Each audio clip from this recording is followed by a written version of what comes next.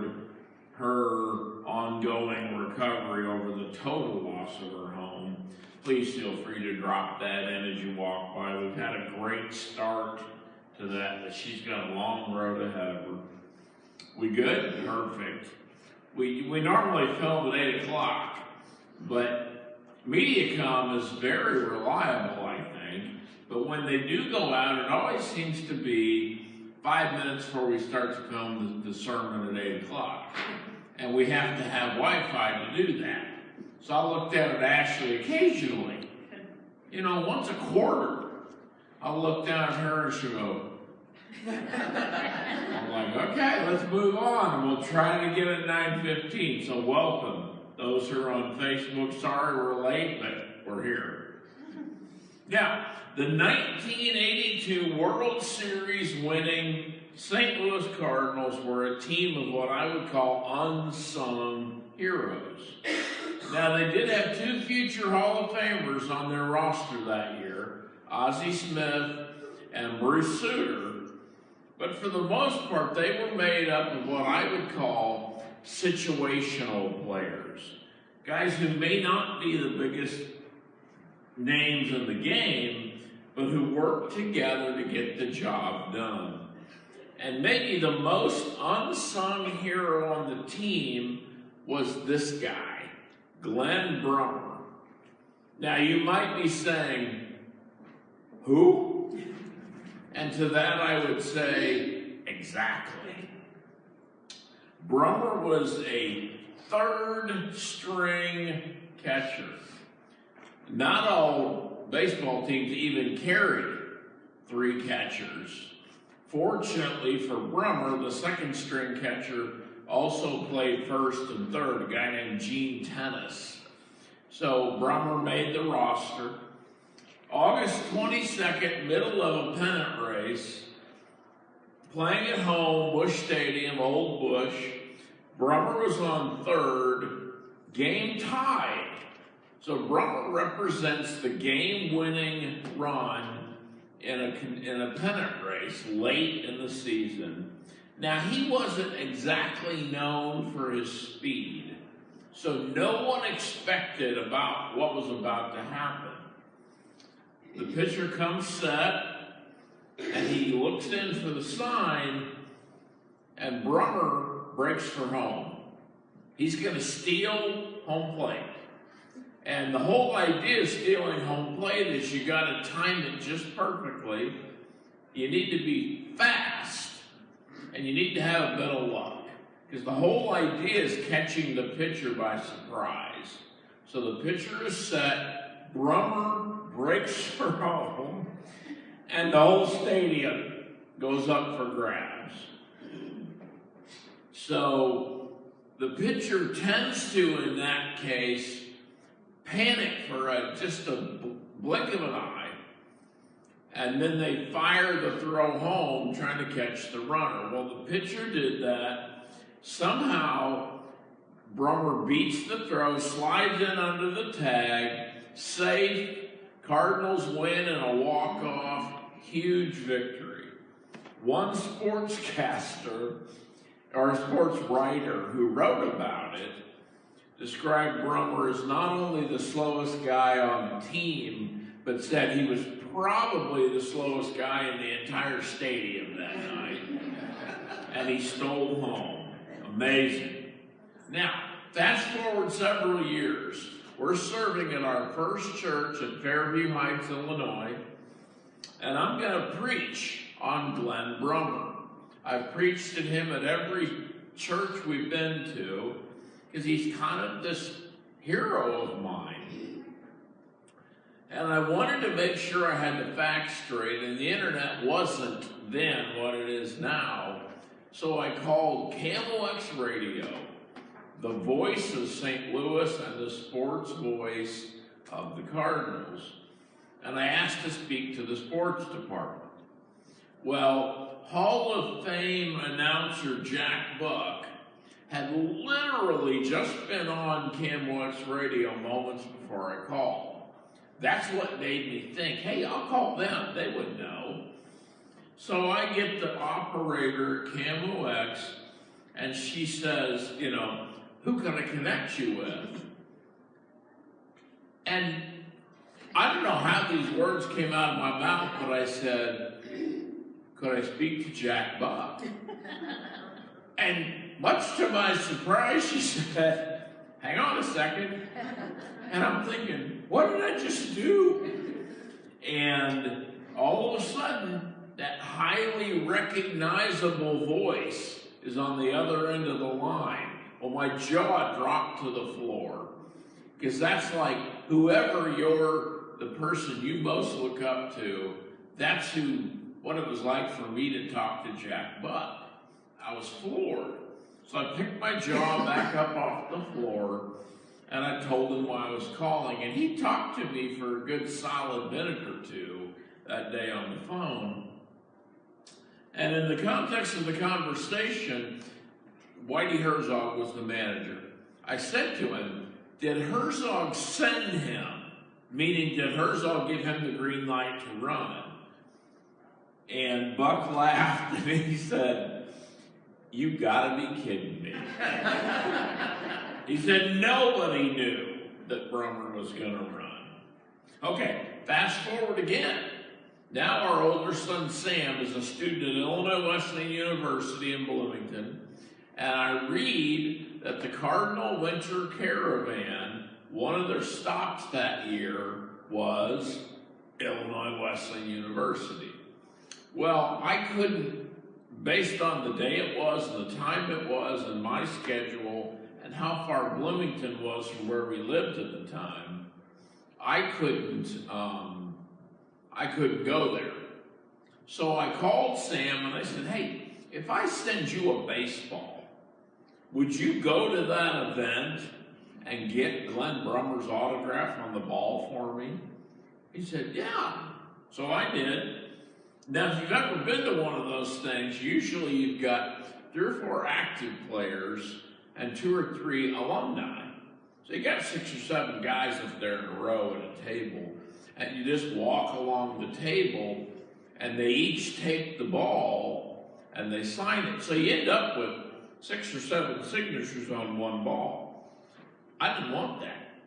I wanted Brummer's signature on that ball.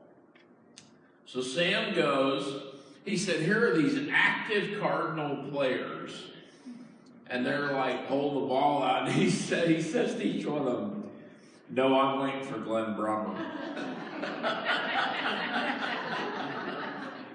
He said he gets to Glenn Brummer, he hands him the ball, and he says, my dad mailed this ball specially to me to get your signature. And he said, Brummer stops and looks up at him and said, you gotta be kidding me. Even he was surprised. So great heroes, both men and women of the faith, have been recorded throughout the Bible. However, there are many, many biblical characters who are easily overlooked and yet need to be regarded as heroes. Not necessarily because they perform these great, extraordinary feats, but because they simply chose to stand on the correct side of history. They chose to align themselves with the promise made to their ancestors and to spread the good news. So with all that in mind, we're going to spend the next few weeks looking at a total of 6 heroes, unsung heroes of the Bible. 3 men, 3 women, some from the Old Testament, some from the New Testament. We're going to look at how significant they were to their time and their generation and to us. Today we start with a person who might be the most unsung of all of them, and her story is found in the Old Testament book of Joshua. Here are these words from the 2nd chapter. Then Joshua, son of Nun, secretly sent 2 spies from Shittim to go look over the land, he said, especially Jericho. So they went and entered the house of a prostitute named Rahab and stayed there. The king of Jericho was told, look, some of the Israelites have come here tonight to spy out the land. So the king of Jericho sent this message to Rahab. Bring out the men who came to you and entered your house, because they have come to spy out the whole land. But the woman had taken the 2 men and hidden them. And she said, yes, the men came to me, but I did not know where they had come from. So let's be clear, Rahab was a member of what they call the oldest profession in the world. Or Cliff, to quote those great theologians of Steely Dan, she was one of the working girls in the county jail. Okay? So we all know what I'm talking about. I'm trying to be delicate because some of you have to go home in the car with kids, and I'd rather help you avoid conversations you don't want to have on the way home. So Rahab lived in Jericho, part of what the Hebrews saw as the promised land. And Rahab is one of the most thought-provoking and astonishing heroes in the Bible. She's significant for her great faith, to be sure. But she's also significant because if you read the beginning of the Gospel of Matthew, she is actually one of 2 or 3 women listed in the lineage of Jesus. So not only are hardly any women listed, this is a woman of ill repute. And she is listed in the lineage of no less than Jesus Christ. And a closer look at her life gives us more insight to God's plan for his church, as well as how he deals with us through his grace and his mercy. I mentioned her story is found in the book of Joshua. During the taking of the walled city of Jericho by the Israelites, Joshua fought the battle of Jericho and the walls came a-tumbling down. Jericho was the most important Canaanite stronghold in the Jordan Valley. It was a military stronghold, right smack in the path of these advancing Israelites. So Joshua has succeeded Moses as the leader. They've gathered on the other side of the Jordan River, and before they cross the river, Joshua sends 2 spies out as advanced scouts. Well, they cross the river, they head to Jericho, and the king of Jericho somehow finds out about them. So he sends his men out to capture them and bring them before him. Now, they end up at the house of Rahab. And historically, people read that and they go, what were the good guys doing at Rahab's house? Now, that's a little hinky. Well, historian Josephus, who did not write anything that's in the Bible, but wrote a lot about people and events that are in the Bible, and he really helps supplement and better understand bits and pieces of especially the Old Testament. He described Rahab as an innkeeper and mentions nothing else about her. And it was not uncommon for a woman to run both an inn for travelers and a house of ill repute. So we don't really have to be questioning their motives as to why they're there. There seems to be a logical explanation. She tells them that her people are terrified of them and that she's willing to help them escape, but they have to promise to spare her family. And they agree on 3 conditions. She has to put a scarlet rope outside her window. Her home is built into the outside wall of the city, just to identify her home so they'll know which one to skip. She'll have to have all of her family in the house with her to guarantee their safety. And she has to promise not to turn on them later on. She agrees. She hides them on the roof. She tells them, I'll be back to get you. The king's men show up. She says, you just missed them. They're headed for the hills. You better hurry or you won't catch them. They take off after where they think they went. She waits a little bit. She goes up and gets them, lowers them over the wall with a rope, and sends them off tells them to go wait in the hills for 3 days so that the king's men get away and then go back where they're going. So they do that. They end up back with Joshua, and they tell him that the whole land is melting with fear. So Joshua gets the people together, they cross Jordan, they attack Jericho, they take the city, and Rahab and her family are the only ones who are spared. Now, she was very smart.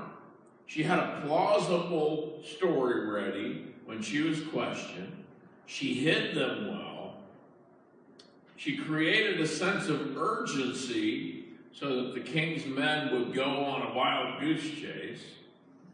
She let them get away, helped them get away, gave them excellent advice about hiding in the hills. So given her chosen occupation and her reputation, she is not a likely choice to be a hero of the faith. And spiritually, she wasn't either, because she was part of a corrupt, depraved, pagan culture that was actually under God's condemnation.